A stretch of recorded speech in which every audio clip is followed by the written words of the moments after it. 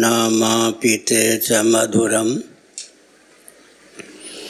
मधुरम स्वरूपम कर्मापिते च मधुरम मधुरा स्मृतिश्च बुद्धिं प्रबोधय प्रभो मधुबोधशक्तिं विद्यां प्रयच्छ परमां परिभावयामि। कोमलं कूजयन् वेणुं श्यामलोऽयं कुमारकः वेदवेद्यं परं ब्रह्म भासतं हृदये मम। कूजन्तं राम रामेति मधुरं मधुराक्षरम् आरुह्य कविता शाखां वन्दे वाल्मीकिकोकिलम्। निगमकल्पतरोर्गलितं फलं शुकमुखादमृतद्रवसंयुतं पिबत भागवतं रसमालयं मुहुरहो रसिका भुवि भावुकाः। तृणादपि सुनीचेन तरोरपि सहिष्णुना अमानिना मानदेन कीर्तनीयः सदा हरिः। नारायणाखिलगुरो भगवन्नमस्ते शिवाय नमः शिवलिंगाय नमः तन्मे मनः शिवसंकल्पमस्तु सर्वे भवन्तु सुखिनः। श्रीराम जय राम जय जय राम श्रीराम जय राम जय जय राम श्रीराम जय राम जय जय राम। धर्म के अधर्म का प्राणियों में विश्व का गौ माता की गोहत्या भारत सर्वभूत हृदय धर्म सम्राट श्री स्वामी करपात्री जी महाराज की, श्री जगन्नाथ महाप्रभु की, श्री बलभद्र महाप्रभु की, भगवती सुभद्रा देवी की, चक्र सुदर्शन महाभाग। गोविंद जय जय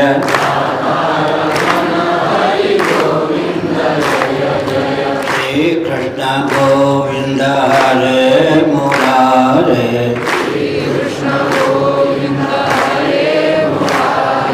हे नाथ नारायण वासुदेव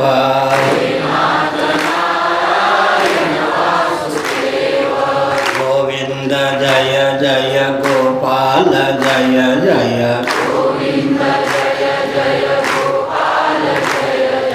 राधा रमण हरि गोविंद जय जय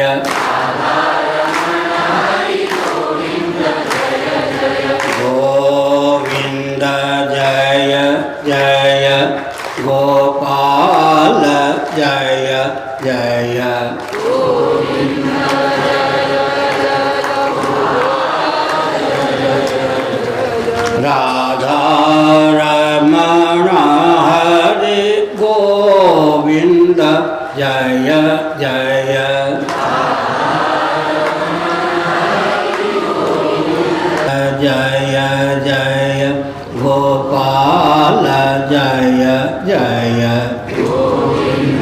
हरि गोविंद जय जय जय जय गोपाल जय जय जय गोपाल जय जय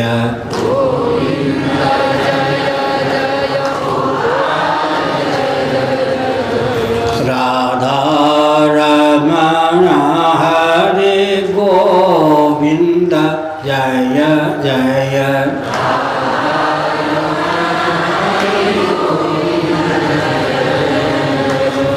हम हिंदू राष्ट्र बनाएंगे हम भारत भव्य बनाएंगे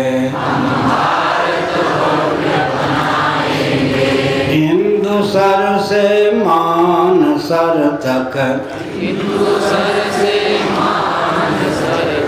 कन्याकुमारी से लेकर मानसरोवर पर्यंत, हिंदुसर से मानसर तक भारत बृहद बनाएंगे, स्वस्तिक चिन्हित सूर्य अंकित, केसरिया ध्वज लहराएंगे, हम भारत भव्य बनाएंगे, हम भारत बृहद बनाएंगे, हम हिंदू राष्ट्र बनाएंगे, वंदे मातरम, वंदे मातरम। नारायण। समुपस्थित समादरणीय संत वृंद, विद्वद वृंद, भक्त वृंद एवं भक्तिमती मातृशक्ति, आपके अपनत्व की सराहना है, आपकी आस्था की सराहना है। इस भव्य कार्यक्रम के समायोजन में, संचालन में जिन महान भावों का गुप्त अथवा प्रकट योगदान है, भगवान श्री चंद्रमौलीश्वर की अनुकंपा के अमोघ प्रभाव से उनका सर्वविध उत्कर्ष हो, ऐसी भावना है। सज्जनों, यह भारत है, विश्व का हृदय है। साक्षात सच्चिदानंद स्वरूप सर्वेश्वर यहाँ श्री रामकृष्ण आदि रूपों में अवतीर्ण होते हैं। जगदीश्वरी यहाँ पर राधा रुक्मिणी सीता आदि रूपों में अवतीर्ण होती हैं। मुक्त मुनिंदरों को भी अभिव्यक्त करने वाली यह भूमि है। शूरवीर भगवत भक्तों को, राष्ट्र भक्तों को जन्म देने वाली यह भूमि है। महाराष्ट्र की अद्भुत महिमा है। यहाँ तत्वज्ञ मनीषी हुए हैं, होते भी रहेंगे। भगवत भक्त हुए हैं, होते भी रहेंगे। देशभक्त हुए हैं, होते भी रहेंगे। बृहदारण्यक उपनिषद में एक शब्द प्रयुक्त हुआ है, दिगंत। भगवत पाद शिवावतार शंकराचार्य महाभाग ने भाष्य के संदर्भ में इस तथ्य को उद्भाषित किया कि दिशा का तो कहीं अंत होता नहीं। फिर श्रुति ने किस अभिप्राय से दिगंत शब्द का प्रयोग किया। शंकराचार्य महाभाग ने एक अद्भुत तथ्य उद्भाषित किया कि आर्योचित आचार विचार से विहीन जो भूभाग है उसी का नाम दिगंत है। विकास के नाम पर कहीं भारत को दिगंत करने का प्रयास न हो, सावधान रहने की आवश्यकता है। हम विकास के पक्षधर हैं, परंतु पर्यावरण और विकास दोनों में सामंजस्य हो, तालमेल हो और दोनों पर दृष्टि रखते हुए राजनीति परिभाषित हो, तभी पूरे विश्व का और भारत का कल्याण हो सकता है। ऊर्जा के स्रोत हैं पृथ्वी, पानी, प्रकाश और पवन। वैदिक अवैदिक आस्तिक नास्तिक उभय सम्मत ये स्रोत हैं। विकास के नाम पर महायंत्रों का प्रचुर आविष्कार और प्रयोग हुआ है, जिसके चपेट में आकर आज पृथ्वी कुपित हो गई है। जल भी दूषित और विकृत हो गया है, प्रकाश भी घातक बन चुका है, पवन भी घातक बन चुका है। ऐसी स्थिति में विकास के नाम पर सनातन वैदिक आर्य हिंदुओं के अस्तित्व और आदर्श का विलोप न हो, इस पर ध्यान केंद्रित करना आवश्यक है।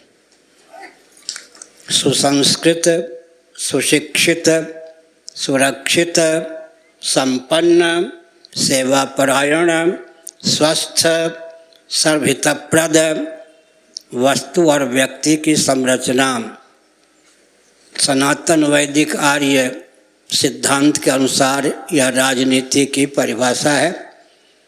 इस परिभाषा को क्रियान्वित करने पर पर्यावरण भी सुरक्षित रह सकता है, विकास के नाम पर विकास ही हो सकता है, विनाश नहीं। मनुस्मृति 1163 के अनुसार महायंत्र प्रवर्तनम, शासक का दायित्व है कि महायंत्रों के प्रवर्तन को प्रतिबंधित रखे। एक विचित्र तथ्य है, अप्राप्त का प्रतिषेध नहीं होता। यदि भगवान मनु के समय के मनीषी महायंत्रों का आविष्कार करने में समर्थ न होते तो मनु भगवान को महायंत्र प्रवर्तनम लिखने की आवश्यकता नहीं होती। महायंत्रों का प्रवर्तन अस्तित्व आदर्श के लिए आघात है, इसलिए संस्कृति के नाम पर विकृति न पले, इसका ध्यान रखना आवश्यक है। सनातन वैदिक आर्य सिद्धांत के अनुसार यदि भोजन, वस्त्र, आवास, शिक्षा, स्वास्थ्य, यातायात, उत्सव, त्यौहार, रक्षा, सेवा, न्याय और विवाह की व्यवस्था क्रियान्वित हो, कहीं कोई विसंगति नहीं होगी। इस रॉकेट, कंप्यूटर, एटम और मोबाइल के युग में भी सनातन वैदिक आर्य हिंदुओं का वेदादि शास्त्र सम्मत भोजन, वस्त्र, आवास, शिक्षा, स्वास्थ्य, यातायात, उत्सव, त्यौहार, रक्षा, सेवा और न्याय तथा विवाह का विज्ञान सर्वोत्कृष्ट है। हमने संकेत किया आज वही सिद्धांत टिक सकता है तो दर्शन, विज्ञान और व्यवहार तीनों में सामंजस्य साधने वाला हो। अमेरिका के राष्ट्रपति हुए बुश, उनके पिताजी भी अमेरिका के राष्ट्रपति हो चुके थे। बुश महोदय स्वयं भी एक बार अमेरिका के राष्ट्राध्यक्ष हो चुके थे, दूसरी बार अमेरिका के राष्ट्रपति होने वाले थे। उन्होंने अंग्रेजी में कुछ वाक्यों को कहा, हिंदी में अर्थ होता है मैं क्रिश्चियन हूँ, बाइबल में मेरी आस्था है, परंतु सृष्टि संबंधी जो विज्ञान बाइबल के माध्यम से प्राप्त है, आधुनिक विज्ञान और वैज्ञानिकों ने उस पर पानी फेर दिया है। इतने अंशों में मैं बाइबल को नहीं मानता। हो गया या नहीं? हम एक संकेत करते हैं, विशाल वैदिक वाङ्मय को नालंदा इत्यादि में जलाया गया। एक कोई नेपाल का फिर प्रधानमंत्री हो गया है प्रचंड, उसने काठमांडू के ग्रंथागार को जलाया था। उन ग्रंथों ने क्या बिगाड़ा था?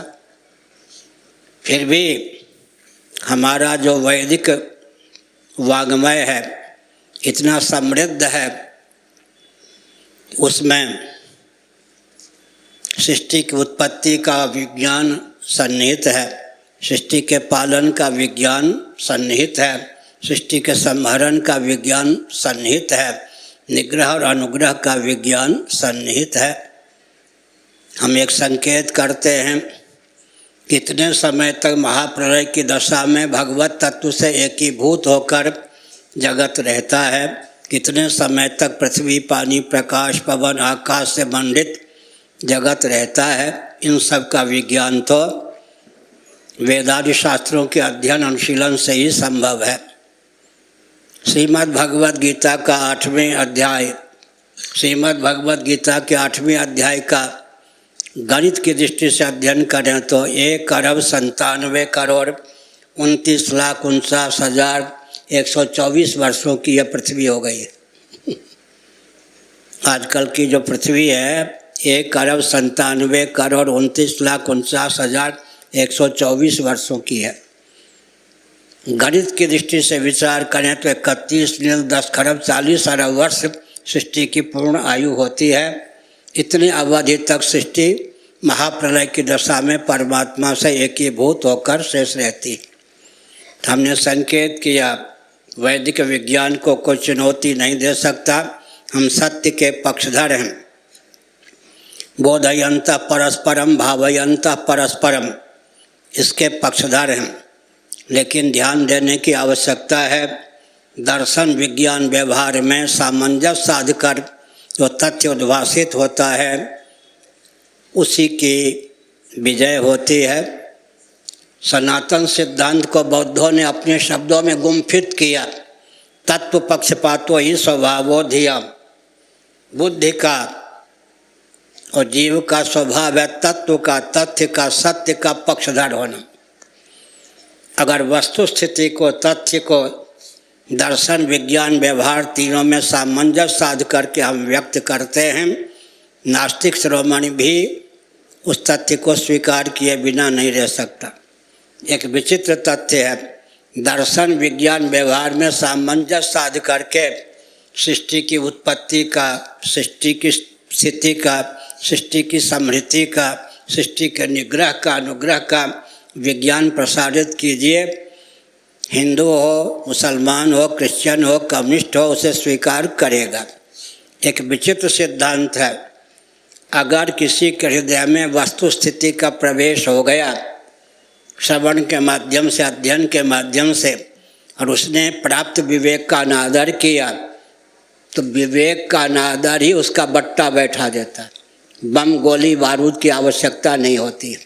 हमने संकेत किया, किसी के हृदय में वस्तु स्थिति को पहुंचा दें, दर्शन विज्ञान व्यवहार में सामंजस्य साध कर उसके हृदय में विवेक प्रतिष्ठित हो गया, कहीं उसने प्राप्त विवेक का समादर किया, उसका सर्वविद उत्कर्ष होता है।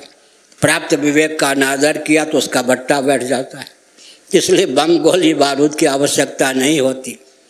हमने कहा तत्व पक्षपातो ही स्वभावो धियम, जीव का और जीव के बुद्धि का स्वभाव है तत्व का, तथ्य का पक्षधर होना। अब तक के प्रवचन का सार यह निकला, सनातन सिद्धांत हर दृष्टि से मान्य है। इसी के आधार पर हर व्यक्ति का उत्कर्ष हो सकता है, हर प्राणी के उत्कर्ष की भावना इसमें सन्निहित। श्रीमद् भागवत 10:87-2 के अनुसार सृष्टि की उत्पत्ति का प्रयोजन निरूपित है।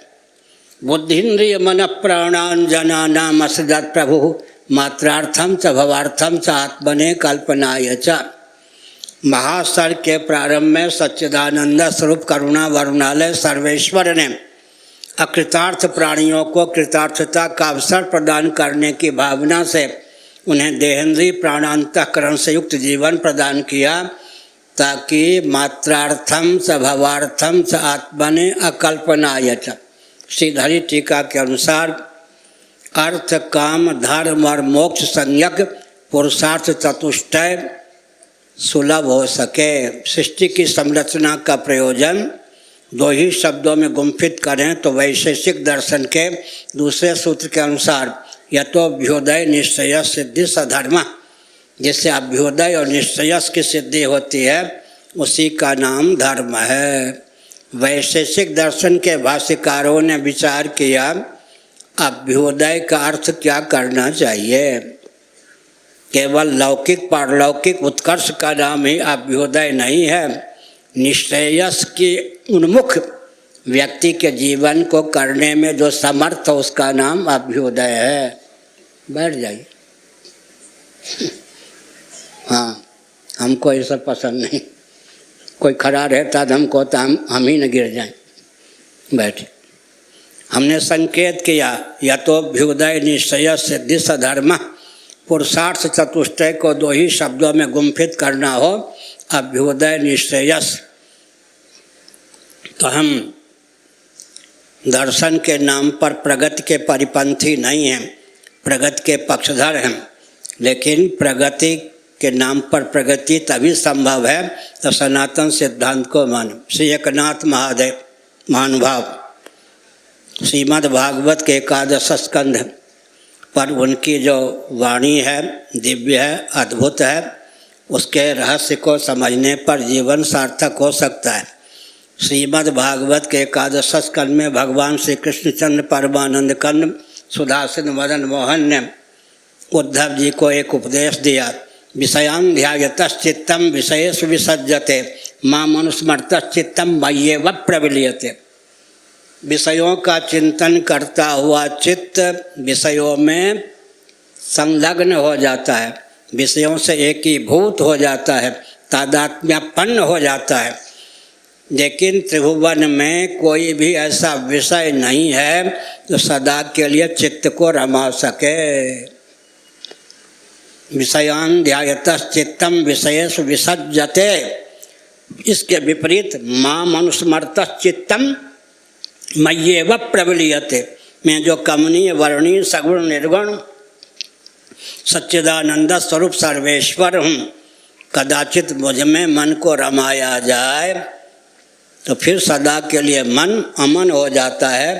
अर्थात भगवान शंकराचार्य महाभाग ने एक तथ्य उद्भासित किया, तंत्र की दृष्टि से यह वचन बहुत मार्मिक है। चित्तम चिदिति जानीयात् तकार रहितम यदा तकारो विषयाध्यासः जपा रागो यथा मणौ च एकार्ची तो संयुक्त चित्त। चित्त से तकार को खींच लेंगे तो चित्त चार खाने चित्त होकर चिद रूप शेष रहेगा। चित्तम चिदिति जानीयात् तकार रहितम यदा तकारो विषयाध्यासः जपा रागो यथा मणौ। एक विचित्र तथ्य, जपा रागो यथा मणौ सामान्य नियम है, धर्मी का अध्यास हुए बिना धर्म का अध्यास नहीं हो सकता। लेकिन अपवाद स्थल है यह, जपा रागो यथा मणौ। जपा कुसुम रक्त पुष्प का सम्मुख सानुकूल संयोग स्फटिक मणि को प्राप्त हो। मणि बुद्धि बनी रहती है लेकिन स्वच्छ स्फटिक को व्यक्ति रक्त स्फटिक समझ लेता है। धर्मी का अध्यास हुए बिना भी धर्म का अध्यास हो गया। सामान्य नियम यह है कि धर्मी का अध्यास हुए बिना धर्म का अध्यास नहीं हो सकता। लेकिन जपा कुसुम लाल पुष्प हो, सम्मुख सानुकूल स्फटिक मणि को उसका संपर्क प्राप्त हो, संश्लेष प्राप्त हो, दूरी से भी सही, लेकिन वो रक्त पुष्प की लालिमा उसमें प्रतिफलित होती है। जपा कुसुम बुद्धि न बन के रक्त स्फटिक बुद्धि बन जाती है। कहीं कहीं धर्मी का अध्यास हुए बिना भी धर्म का अध्यास हो जाता है। अब तक के प्रवचन का सारांश क्या हुआ? अध्यासो विद्यया कृतः। श्रीमद् भागवत के 11 स्कंध का अनुशीलन करें। अध्यास अविद्याकृत है। अविद्या से अग्रहण अन्यथा ग्रहण, अन्यथा ग्रहण का नाम ही अध्यास है। इसलिए जीवन को उन्नत करने के लिए वेदादि शास्त्र सम्मत विधा से जीवन यापन उचित है। मनुस्मृति के अनुसार उसकी माता को ले जाने दो, बच्चा है वो, उसकी माता आ गई। नारायण, हमने संकेत किया।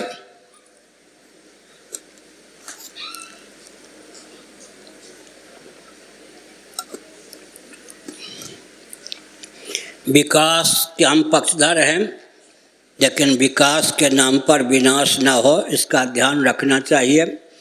एक सूत्र में बोलता हूँ भागवत के अनुसार, जीवस्य तत्व जिज्ञासा। आप जीविका की उपेक्षा मत कीजिए, परंतु ध्यान रहे जीविका जीवन के लिए हो, जीवन कहीं जीविका के लिए न हो जाए। जीवन हो जीवन धन जगदीश्वर की अभिव्यक्ति या प्राप्ति के लिए।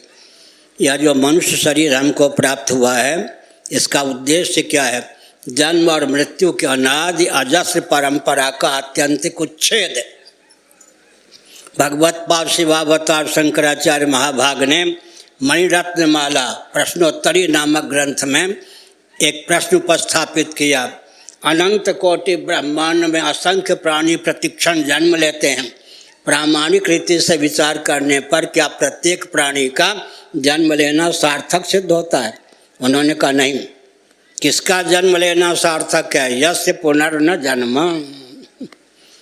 जो पुनर्जन्म पर विजय प्राप्त कर लेता है, जन्म के गर्भ से जन्म को नहीं निकलने देता, उसी का जन्म लेना सार्थक है।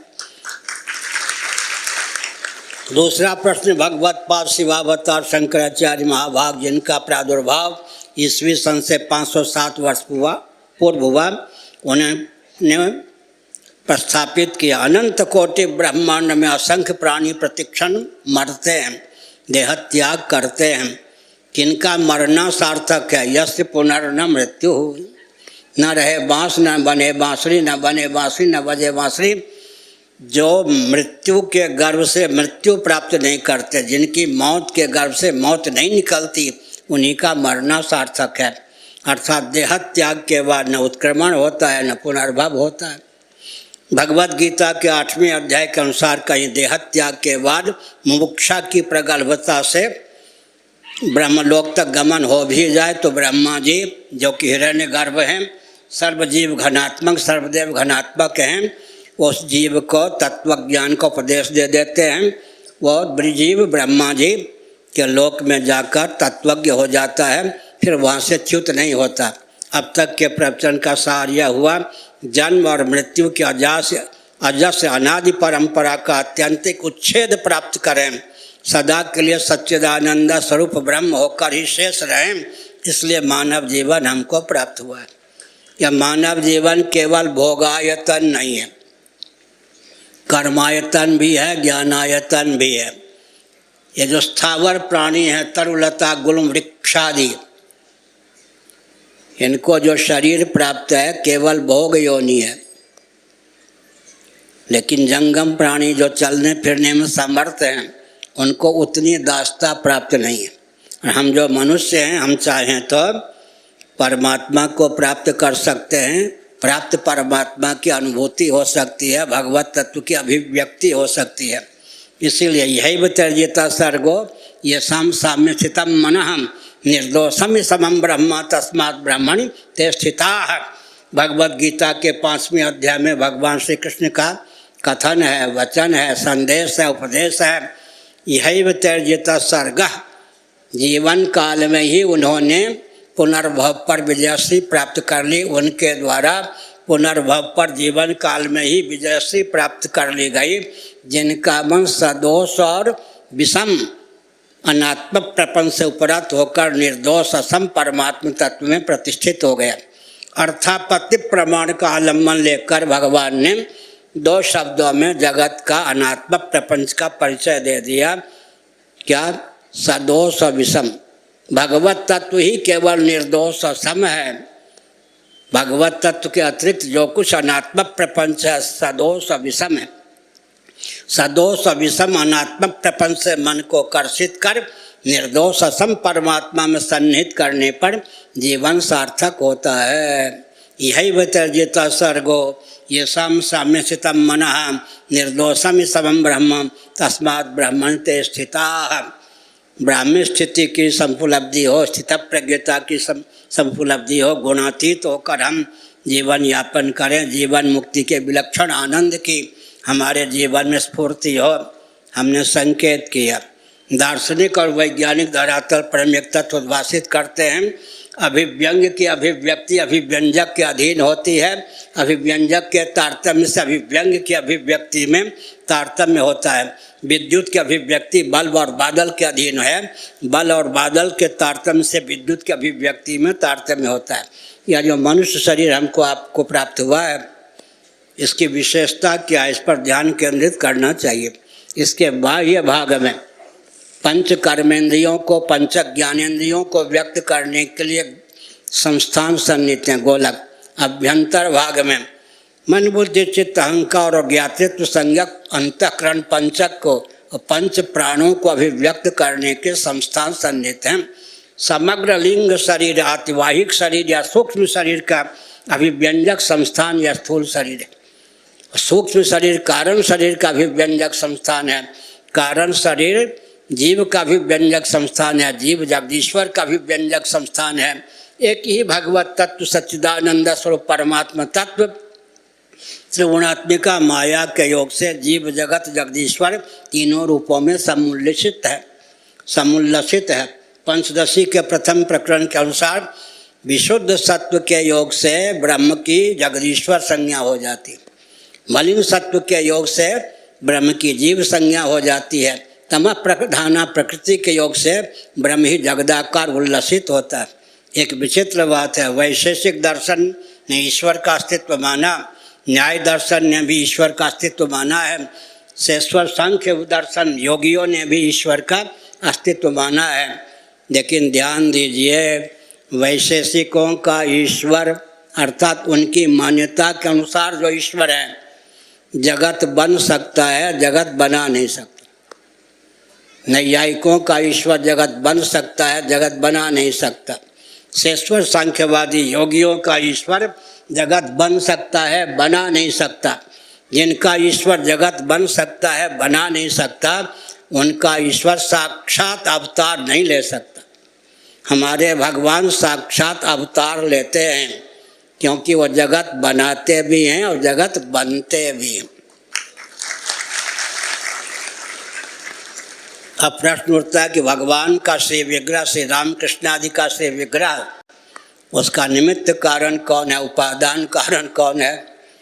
आज हमने गोष्ठी में कहा था, भगवत्पाद शिवावतार शंकराचार्य महाभाग ने एक वैज्ञानिक तत्व उद्भाषित किया, स्वभाव को लेकर प्रश्न चिन्ह उपस्थापित नहीं होता।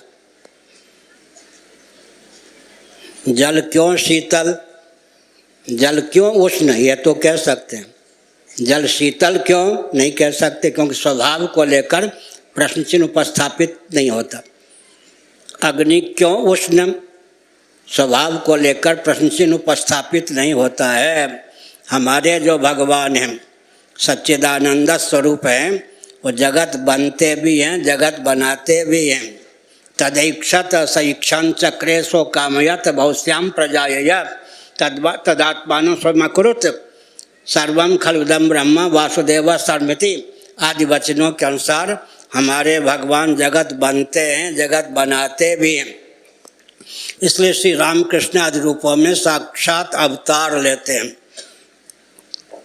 जैसे जल में शीतलता स्वभाव सिद्ध है, निसर्ग सिद्ध है, लेकिन देश काल परिस्थिति के अनुसार जल में जो शीतलता है वो प्रगल्भता को प्राप्त हो जाए तो जल हिम का, बर्फ का रूप धारण कर लेता है। ऐसे ही भगवान सच्चिदानंद स्वरूप हैं। विशुद्ध सत्व के योग से, सत्वगुण प्रधान माया के योग से, विद्या माया के योग से श्री रामकृष्ण आदि रूपों में अभिव्यक्त होते हैं। भगवान के श्री विग्रह का उपादान कारण वेदांत वेद्य सच्चिदानंद तत्व ही है। चिदानंदमय देह तुम्हारी विगत विकार जान अधिकारी, निमित्त कारण विशुद्ध सत्वात्मिका माया है। एक विचित्र तथ्य आज हमने गोष्ठी में कहा, अग्नि की एक चिंगारी तूल राशि रुई की ढेर पर पड़ जाए, वो रुई को जलाने में समर्थ है। जिस विद्या की एक चिंगारी, एक रश्मि जीव को प्राप्त हो जाए तो जीव शिव हो जाता है, अविद्या काम कर्म से पारंगत हो जाता है। तुलसीदास जी ने इस तथ्य को उद्भाषित करते हुए लिखा, प्रभु प्रेरित तहि व्यापय विद्या। पूज्य गुरुदेव स्वामी करपात्री जी महाभाग काशी में हमको पढ़ा रहे थे, उन्होंने कहा अपनी ओर से प्रमाद का परिचय मत दो, लेकिन जिस क्षण करुणा वरुणालय सच्चिदानंद स्वरूप सर्वेश्वर के हृदय में यह मचल उत्पन्न हो, इस जीव का उद्धार होना चाहिए, उस क्षण वो अपनी विद्या माया की एक कणिका हृदय में अभिव्यक्त कर देंगे। तेसा मेवानुकंपार्थ महम अज्ञानजम तमः नाशयाम्यात्म भावस्तो ज्ञान दीपेन भास्वता। बहुत विचित्र बात, गोस्वामी तुलसीदास जी महाराज ने ज्ञान दीपक को बहुत कठिन बताया। ज्ञान दीपक भक्ति मणि है, स्वयं प्रकाश ज्ञान दीपक है, तो भक्ति को मणि कहा, ज्ञान को भी मणि कह सकते थे। लेकिन अपने बलबूते पर जो ज्ञान दीपक प्रज्वलित करना चाहता है उसके मार्ग में रिद्धि सिद्धि विघ्न डालती है। लेकिन भगवान श्री कृष्ण का वचन है गीता में 10वें अध्याय का अनुशीलन कीजिए। तेषामेवानुकंपार्थम अहम अज्ञानजम तमः नाशयाम्यात्म भावस्थो ज्ञान दीपेन भास्वता। ऐसे जो अनन्य भक्त हैं, शरणागत हैं, अनात्म प्रपंच से जिनका मन सर्वतो भावेन उपरत है, उनके हृदय में अपने चिन्मय कर कमलों से स्वयं में ज्ञान दीपक प्रज्वलित करता हूँ। जब भगवान ही चिन्मय कर कमलों से ज्ञान दीपक प्रज्वलित करते हैं, माया छाया उसमें विघ्न क्या डालेगी। जय जय जही जही अजाम कहा गया वेदस्तुति श्रीमद् भागवत। ब्रह्म मुहूर्त में यशोगान करती हुई श्रुतियों ने कहा जही जही अजाम, हे प्रभो माया को मार दीजिए। भगवान ने कहा कि ब्रह्म मुहूर्त में मारने की बात कहते हो, क्या अपराध किया माया ने। अजाम अजा को मारिए। अजा को भगवान ने कहा उपस्थित होकर बताओ। यह कहती है विद्या जी जय जय अजाम, श्रुति कहती है जय जय अजाम। उन्होंने कहा महाराज आपकी ओर जो बढ़ना चाहते हैं उनके मार्ग में मैं रोड़ा नहीं अटकाती, विघ्न नहीं डालती। आपसे जब विमुख होते हैं चपत लगाती रहती हूँ, मेरा दोष हो तो फांसी की सजा दे दीजिए। उन्होंने कहा ठीक। भगवान से जो विमुख होता है न उसको भोग प्राप्त होता है न योग प्राप्त होता है। मैं एक संकेत करता हूँ, जितने भौतिकवादी हैं उन तक संदेश पहुँचा दीजिए, पहुँचता ही है यंत्रों के माध्यम से। भौतिकवादियों को 3 शाप प्राप्त है पहले से ही। भगवान श्री कृष्ण ने भी वो 3 शाप दे ही दिया। ध्यानपूर्वक सुन रहे, जितने भौतिकवादी हैं उनको 3 शाप प्राप्त है। करते रहो, करना कभी पूरा नहीं होगा। बटोरते रहो सिकंदर के समान, कब्रिस्तान को खोद खोद कर हीरे जवाहरात बटोरते रहो, पाना कभी पूरा नहीं होगा। और जानते रहो विश्वविद्यालय की जितने पुस्तकें हैं यह ग्रंथागार में सबको याद कर लो, जानना कभी पूरा नहीं होगा। भौतिकवादियों को 3 शाप प्राप्त है। कर्तव्य का अंत नहीं होगा, प्राप्तव्य का अंत नहीं होगा, ज्ञातव्य का अंत नहीं होगा। हो गया। इसका अर्थ है कि भौतिकवादियों का जीवन व्यर्थ। इधर यस्त्वात्मरतिरेवस्यादात्मतृप्तश्च मानवः, भगवद गीता 3रा अध्याय। यस्त्वात्मरतिरेवस्यादात्मतृप्तश्च मानवः आत्मन्येव च संतुष्टः तस्य कार्यं न विद्यते नैव तस्य कृतेनार्थो न कृतेनेह कश्चन न चास्य सर्वभूतेषु कश्चिदर्थव्यपाश्रयः। 7वां अध्याय यज् ज्ञात्वा ने भो योन्यज् ज्ञातम् अवशिष्यते। 15वां अध्याय कृतकृत्यश्च जायते। अध्यात्म मार्ग पर चलने पर कोई घाटा नहीं। कर्तव्य का अंत, प्राप्तव्य का अंत, ज्ञातव्य का अंत अध्यात्म मार्ग पर चलने पर ही हो सकता है। कुछ लोग कहते हैं वैराग्य से बचना चाहिए, विरक्तों से दूर रहना चाहिए। वैराग्य का विषय तो आत्मा नहीं है, वैराग्य का विषय अनात्मा है ना। ध्यानपूर्वक सुनिए। भगवत पाद शिवावतार शंकराचार्य महाभाग ने छांदोग्य श्रुति के भाष्य के संदर्भ में तथ्य को उद्भाषित किया। जो जिससे विरक्त होता है वह उसका अधिपति हो जाता है। हम लोग घाटे में क्या घाटे में है। फिर से सुनिए, जो जिसमें अनुरक्त होता है वो उसके अधीन हो जाता है, और जो जिससे विरक्त होता है उसका अधिपति हो जाता है। अगर कहा जाए अधिपति बनोगे या अधीन, बच्चा है कोई, अधिपति बनोगे या अधीन, कुछ नहीं, हिंदी नहीं समझते। अधिपति, हाँ देखो निरीक्षण पति है वो। अधिपति बनोगे या अधीन। उसने कहा ठीक कहा, अधिपति बनूंगा, अधीन नहीं। जो जिससे विरक्त होता है वह उसका अधिपत्य हो जाता है। जो जिसके अधीन होता है, जो जिसमें समासक्त होता, अनुरक्त होता है, उसके अधीन हो जाता है।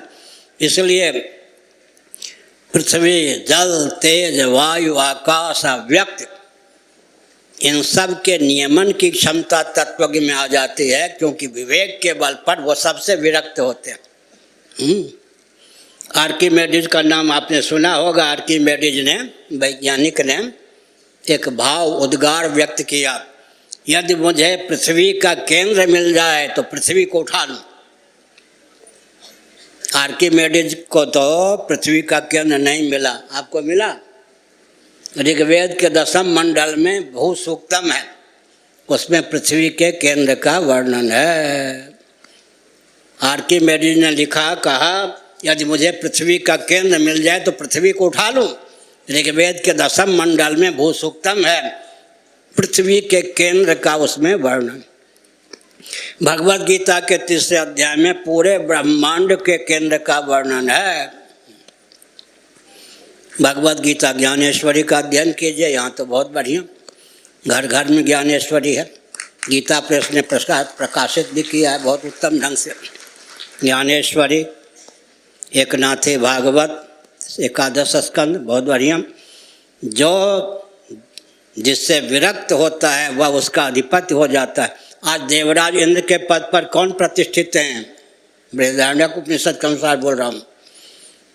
मर्त्यलोक में, बृहद भारत में, सतकुल में जिनका जन्म हुआ था पहले कभी, भारत में, बृहद भारत में जिनका जन्म होता है, मनुष्य होकर जो जन्म लेते हैं, वही कालांतर में ब्रह्मा होते हैं, इंद्र होते हैं, वरुण होते हैं, कुबेर होते हैं। चतुर्दश भुवनात्मक ब्रह्मांड में जहाँ कहीं कोई चमत्कृति है, डंके की चोट से यह तथ्य सत्य है कि वेदादि शास्त्र सम्मत कर्मकांड, उपासना कांड, ज्ञान कांड के कारण ही चमत्कृति है। अगर भूमंडल को या चतुर्दश भुवनात्मक ब्रह्मांड को नरक और नारकी प्राणियों का समुदाय बनाना हो तो वेदादि शास्त्र सम्मत कर्मकांड, उपासना कांड, ज्ञान कांड को मत मानिए। वेदादि शास्त्र सम्मत कर्मकांड, उपासना कांड, ज्ञान कांड को मानने पर ही, इन्हें जीवन में उतारने पर ही अपने जीवन में ब्रह्मांड में दिव्यता संभव है। इसलिए महायज्ञश्च यज्ञश्च ब्राह्मीयम क्रियते तनु, मनु जी के अनुसार विचार करें तो महायज्ञों के द्वारा, यज्ञों के द्वारा, अंगन्यास के द्वारा, करन्यास के द्वारा, भूशुद्धि के द्वारा, भूत शुद्धि के द्वारा ब्राह्मी तनु की प्राप्ति होती है। ब्राह्मी तनु का अर्थ क्या है? देहेंद्रीय प्राणांतःकरण में वह दिव्यता जो ब्रह्म तत्व के परिमार्गण में ही जीव को संलग्न कर दे, उसी का नाम ब्राह्मी तन। देहेंद्रीय प्राणांतःकरण में दिव्यता का संसार करना हो तो वेदादि शास्त्र सम्मत कर्मकांड, उपासना कांड, ज्ञान कांड को माने। हमने बताया जितने भौतिकवादी होते हैं, इंद्रियात्मवादी होते हैं, इंद्रियों में तादात्म्यपन्न होते हैं, चेतना विशिष्ट शरीर को ही आत्मा मानते हैं, लेकिन इंद्रियों की गति केवल वर्तमान तक होती है। मन की गति भूत भविष्य वर्तमान तीनों कालों में होती है। कालातीत अव्यक्त तो परमात्मा में भी होती है, और वेदादि शास्त्रों की गति भी कालातीत परमात्मा में है, अव्यक्त में है। वेदादि शास्त्रों के द्वारा कालगर्भित पदार्थों का जहाँ ज्ञान हो सकता है, वहाँ कालातीत परमात्मा का भी ज्ञान हो सकता है। इसलिए मन में ही वेदादि शास्त्रों की प्रतिष्ठा मानी गई है। अब तक के प्रवचन का सार क्या निकला? दार्शनिक दृष्टि से विचार करें तो, वैज्ञानिक दृष्टि से विचार करें तो, व्यावहारिक दृष्टि से विचार करें तो सनातन शास्त्र सम्मत जो हिंदुओं का ज्ञान विज्ञान है, भोजन, वस्त्र, आवास, शिक्षा, स्वास्थ्य, यातायात, उत्सव, त्योहार, रक्षा, सेवा, न्याय, वो सर्वोत्कृष्ट है। एक विचित्र बात है, इन मातृशक्ति को जितना गौरव सनातन धर्म के अनुसार प्राप्त है, अन्यत्र प्राप्त है क्या? ये माताएं चाहें तो साक्षात जगदीश्वर को लाला बना सकती हैं, पुत्र के रूप में जन्म दे सकती हैं। साक्षात जगदीश्वरी को लाली बना सकती हैं, पुत्री के रूप में जन्म दे सकती हैं। इससे बढ़कर सौभाग्य क्या होगा। इसलिए मातृशक्ति को सनातन धर्म में इतना गौरव प्राप्त है, सम्मान प्राप्त है। मातृदेवो भव पहले कहा गया, त्वमेव माता से पहले कहा गया। काशी खंड का अध्ययन कीजिए, स्कंद पुराण। कोई सन्यासी भी हो, कहीं माता दृष्टिगोचर हो जाए तो वो आसन से उठ करके दंडवत प्रणाम करे। मनुस्मृति के अनुसार एक माता का अपने पुत्र पर उसके पिता की अपेक्षा 10 गुण अधिकार होता है, जिसको आजकल कहेंगे वीटो पावर का प्रयोग। एक मातृशक्ति का अपने पुत्र पर उसके पति अर्थात बालक का जो पिता है जितना अधिकार होता है, 10 गुण अधिक अधिकार माता का पुत्र पर होता है। राम जी आए, मर्यादा पुरुषोत्तम रामभद्र, माँ बन जा राम, पिताजी ने वनवास दिया है। कौशल्या जी ने कहा कि क्या कहा, केवल तुम्हारे पिता का आदेश तुमको प्राप्त हो, मैं विशेषाधिकार का प्रयोग करती हूँ, मत जाओ, पाप नहीं लगेगा। क्योंकि पिता की अपेक्षा माता का पुत्र पर 10 गुना अधिकार होता है। कदाचित दाल में काला है, कदाचित विमाता हो, समझ गए कि केकई की सहभागिता होगी। कदाचित विमाता की चाल है, तुझ राम पर मुझ कौशल्या का जितना अधिकार है उससे अधिक अधिकार केकई का तुझ पर है। कौन घर में फूट डाल देगा। देखिए सनातन धर्म की मर्यादा है। हमने संकेत किया सज्जनों। और एक विचित्र बात, कोई कहते हैं कि सनातन धर्म में मातृशक्ति को प्रगति से रोका गया। झूठी बात। खूब लड़ी मर्दानी, वो तो झांसी वाली रानी थी, बुंदेले हर बोलों की हमने सुनी कहानी थी। शेष देवगण शक्ति समूह मूर्तियाँ, दुर्गा सप्तशती, सभी देवता असुरों के साथ युद्ध करते करते विजयी नहीं हुए। देवताओं के समष्टि तेज से भगवती का प्रादुर्भाव हुआ। निशेष देवगण शक्ति समूह मूर्तियाँ, इसलिए हमने संकेत किया। रणचंडी भी आवश्यकता पड़ने पर मातृशक्ति रणचंडी भी बन जाती है। अद्भुत रामायण का अध्ययन कीजिए। दशमुख रावण का क्या किया, बंटा ढार बाहर से उद्धार कर दिया राम जी ने। बहुत प्रसन्न हुए राम जी। अयोध्या के निवासी भी, वनवासी संत महात्मा भी। नारद जी आ गए, अभी काम नहीं बना है, एक सहस्त्रमुख रावण पैदा है, जब तक उसको नियंत्रित नहीं करेंगे तब तक भूमंडल का भला नहीं होगा। अयोध्या से जो भी सैनिक भेजते वो सहस्त्रमुख रावण क्या करता, एक ऐसा बाण फेंकता जो जहाँ से आते वहीं पहुँच जाते। युद्ध क्या करेंगे। तब राम जी बहुत उदास हुए तो नारद जी ने आके कहा, नारद माने नार माने ज्ञान, ज्ञानप्रद। नारद जी मिल गए, समझना चाहिए भगवान के मिलने का मार्ग प्रशस्त हो गया। नार का अर्थ होता है ज्ञान, ज्ञानप्रद गुरु का नाम नारद।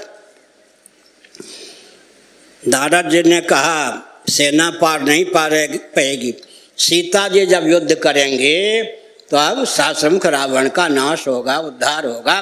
भगवती सीता ने फिर धनुष बाण ले लिया। इसलिए हमने संकेत किया मातृशक्ति शील और स्वास्थ्य 2 सकार का ध्यान रखकर जितना चाहे प्रगति करें। सनातन धर्म में कोई रोक नहीं है, 2 ही है, शील और स्वास्थ्य। कहीं आवश्यकता पड़ जाए तो शरीर को भी होम करके शील की रक्षा करने का प्रयत्न करना चाहिए। मातृशक्ति को कहीं भी रोका नहीं गया, प्रतिबंधित नहीं किया गया। यहाँ तो मातृशक्ति का बहुत उत्कर्ष है। जो भी निषेध है मातृशक्ति के लिए वो शील की रक्षा की दृष्टि से, शील की रक्षा। एक संकेत करते हैं, कुछ जिनको शास्त्रों का परंपरा से ज्ञान नहीं, उन्होंने कहा स्त्रियों का इसमें अधिकार नहीं, शूद्रों का इसमें अधिकार नहीं। यह भी तो कहना चाहिए था ब्राह्मणों का अधिकार नहीं, सन्यासियों का अधिकार नहीं। विधि निषेध किसके लिए नहीं है? सबसे अधिक निषेध तो ब्राह्मणों के लिए है। उससे भी अधिक निषेध ब्राह्मण परिव्राजकों के लिए है।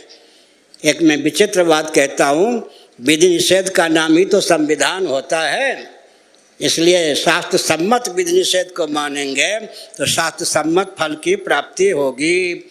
यातायात के जो नियम हैं वो तो लौकिक हैं, यातायात के जो नियम हैं विधि और निषेध, उनका अनुपालन करने पर गंतव्य तक पहुंच सकते हैं। इसी प्रकार से अगर शास्त्र सम्मत फल हमको चाहिए तो शास्त्र सम्मत विधि निषेध का अनुपालन करना ही चाहिए। अब मंच पर जो है या नीचे 15 मिनट का समय है, प्रश्न कर सकते हैं धर्म अध्यात्म राष्ट्र को लेकर, उसका उत्तर यहाँ से दिया जाएगा संकेत में। नारायण। धर्म अध्यात्म राष्ट्र को लेकर अभी अच्छा है,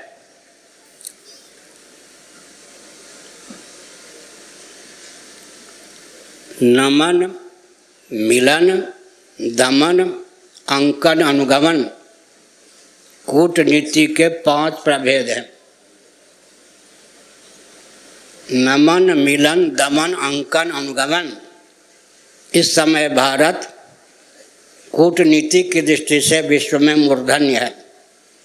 नमन मिलन दमन अंकन अनुगमन कूटनीति से संबद्ध जितने ग्रंथ हैं सबको अगर एक वाक्य में गुम्फित करें, नमन मिलन दमन अंकन अनुगमन।